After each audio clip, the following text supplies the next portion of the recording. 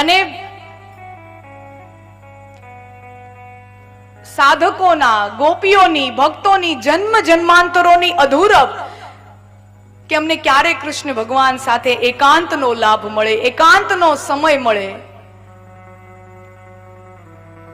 કૃષ્ણ ભગવાન કહે, મેં પૂર્ણાવતાર લીધો છે એટલા જ માટે કે મારે બધાયની ઈચ્છાઓ પૂરી કરવી છે, બધાયની ઈચ્છાઓ પૂર્ણ કરવી છે.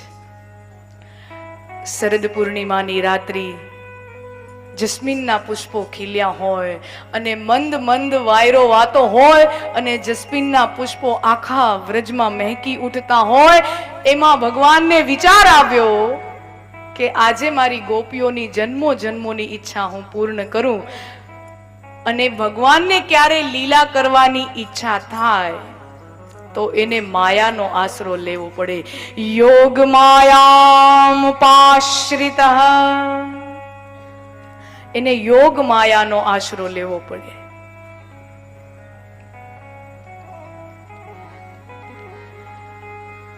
માયા એ પરમાત્માની ઔચિત્ય શક્તિ છે. અને સૌ ગોપીઓને વ્રજમાંથી બોલાવી છે. કેવી રીતે બોલાવી છે? વેણુનો નાદ કરીને, પોતાના બંસીના સુરો રેલાવીને, વાંસળીના સુરો રેલાવીને ગોપીઓને આહ્વાન કર્યું છે કે ગોપીઓ તમે યમુના તટે આવો.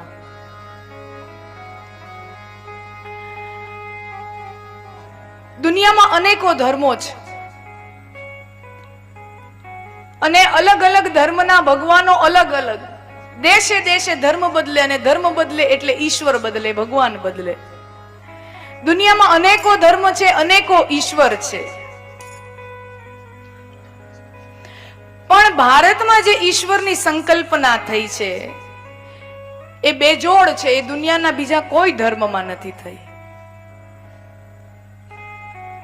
ઈશ્વર બાળ સ્વરૂપે પૂજાય આ દુનિયામાં એકદમ અનોખી વાત માત્ર ને માત્ર ભારતીય સનાતન સંસ્કૃતિમાં પરિણમી છે. બાળ સ્વરૂપે, નહીતર તો દુનિયાના બીજા બધા ધર્મોમાં ઈશ્વર એટલે પિતા સ્વરૂપ, ફાધર ફિગર. પણ ઈશ્વર બાળ સ્વરૂપે પૂજાય. અને બીજું, નૃત્ય કરતો, સંગીત વગાડતો ઈશ્વર આ ભારત સિવાય દુનિયાના બીજા કોઈ ધર્મોમાં નથી.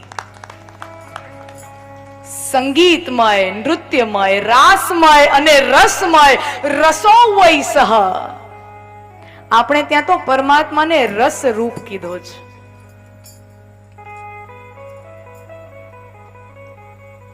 કૃષ્ણ ભગવાન વાંસળીના સુર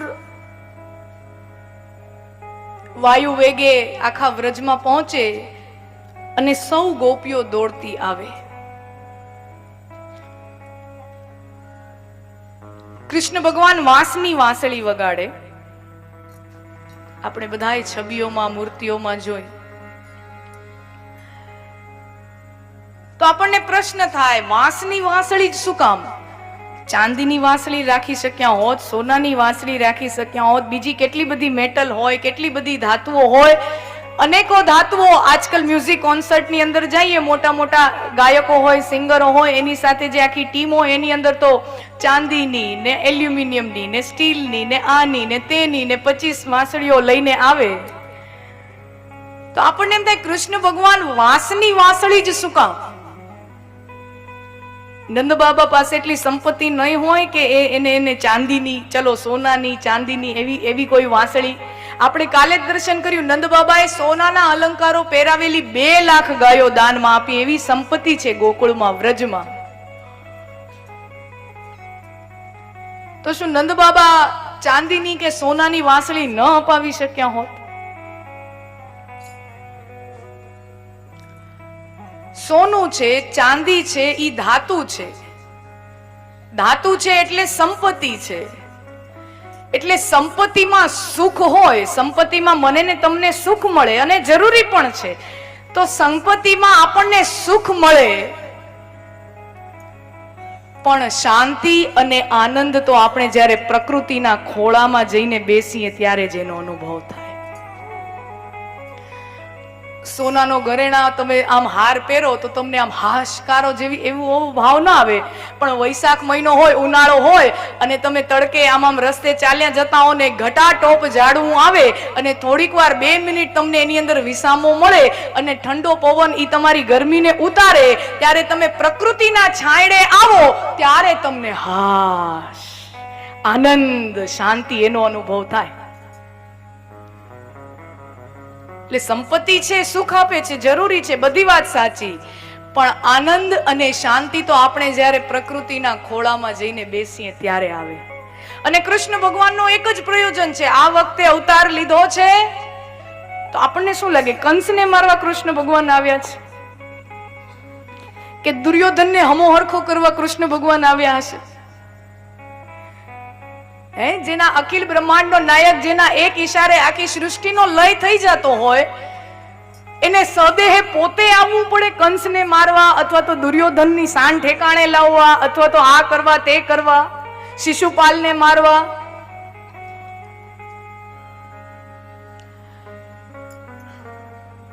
કોઈનો વધ કરવા પરમાત્મા કૃષ્ણનો અવતાર નથી થયો. કૃષ્ણ ભગવાનના અવતારનો એક જ પ્રયોજન છે કે જ્યારે હું પૂર્ણાવતાર લઉં, કૃષ્ણ અવતાર લઉં, ત્યારે સંસારમાં મારે આનંદની વહેંચણી કરવી છે, શાંતિની વહેંચણી કરવી છે, આનંદની વહેંચણી કરવી છે. અને એટલા માટે આનંદની વહેંચણી કરવી છે, એટલા માટે પ્રકૃતિમાંથી, ઝાડમાંથી વાંસની વાંસળી, એમાંથી પરમાત્મા વાંસળીના સૂરો રેલાવે.